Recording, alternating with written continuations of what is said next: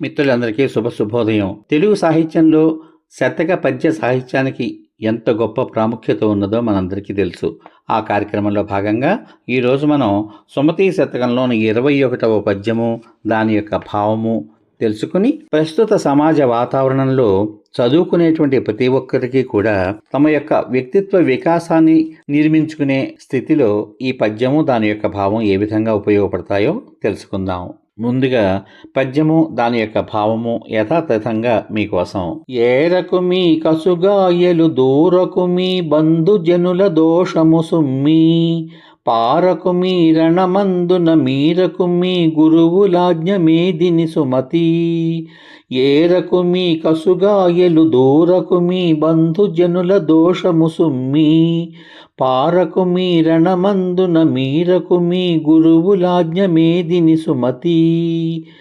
ఏరకు మీ కసుగాయలు దూరకు మీ బంధుజనుల దోషము సుమ్మి, పారకు మీ రణమందున మీరకు మీ గురువులాజ్ఞ మేదిని సుమతి. ఇప్పుడు ఈ పద్యం యొక్క భావం చూద్దాం. ఈ భూమి మీద పచ్చికాయలు ఏరి తినకూడదు, చుట్టాలని దూషించకూడదు, యుద్ధం నుంచి వెనక్కి తిరిగి పారిపోకూడదు. అది పరీక్ష అయినా సరే, జీవితంలో ఏదైనా ఒక పోరాటంలో మనం పాల్గొన్నప్పుడు కూడా భయపడి వెనక్కి తిరిగి పారిపోకూడదు, పెద్దల మాటను జవదాటకూడదు అని ఈ పద్యం యొక్క భావం. ఈ పద్య భావాన్ని మరో రూపంలో చూద్దాం. చెట్టుకున్నటువంటి లేత కాయలను కోయకూడదు, ఎందుకంటే అవి తింటే కసరుగా ఉండి మన నోరు పాడవుతుంది.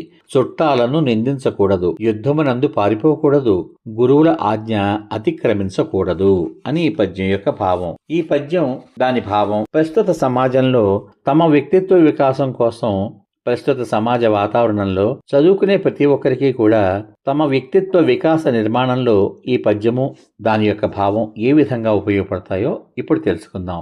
ఈ పద్యం జీవితంలో అనుసరించవలసిన 4 ముఖ్యమైన మంచి విషయాలను నేర్పుతుంది. నిజానికి ఆ ముఖ్యమైన విషయాలనే నీతి అంటారు.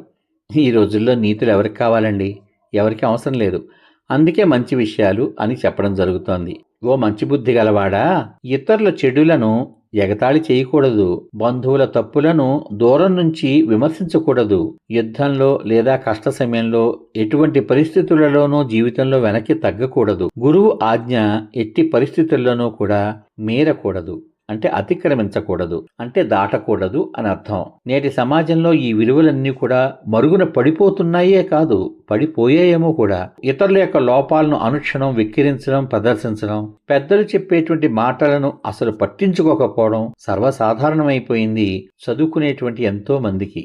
అటువంటి వాళ్ళకి ఈ పద్యం ఏం గుర్తు చేస్తోందంటే, వినయము, విధేయత, ధైర్యము, సహనము కలవారే నిజమైన మంచి మనసు కలవారు.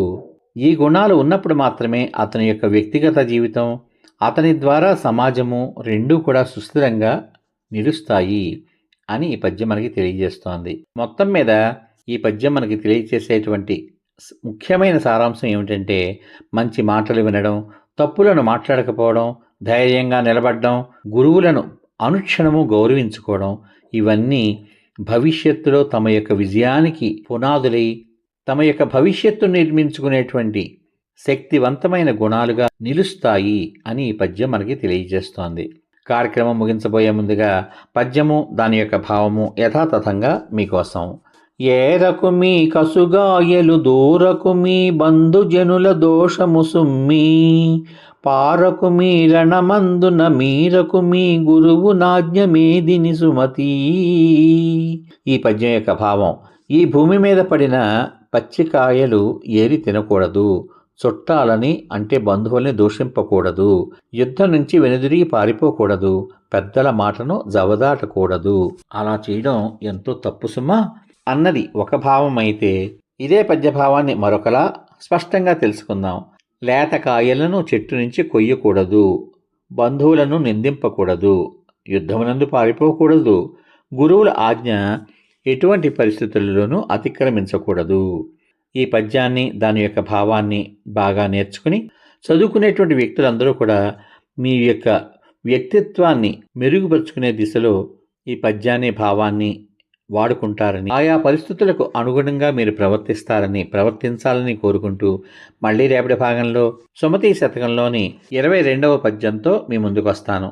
ఈ పద్యాన్ని, అందులోని విషయాల్ని మీ మిత్రులకు, బంధువులకు, స్నేహితులకు అందరికీ షేర్ చేయమని కోరుకుంటూ సర్వే జనా సుఖినో భవంతు. శుభమస్తు. స్వస్తి.